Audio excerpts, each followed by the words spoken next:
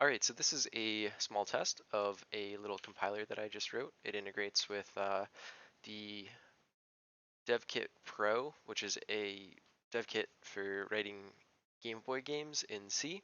So this is some C code just from the tutorial, and this compiles to machine code that the Game Boy can interpret.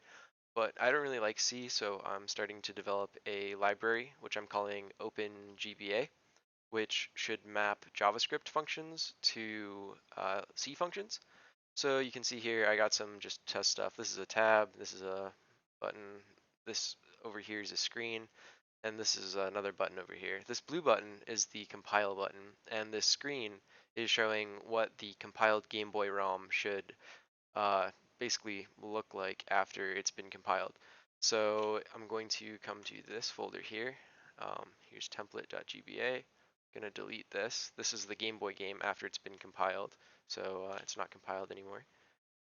There's nothing there. If I come over here now and I click this compile button, you will see that Game Boy, or sorry, rather template.gba will appear, and then this window pops up over here. This is an emulator, which the compiled Game Boy code is then sent to, and you can see that this screen over here matches what is on this screen right here.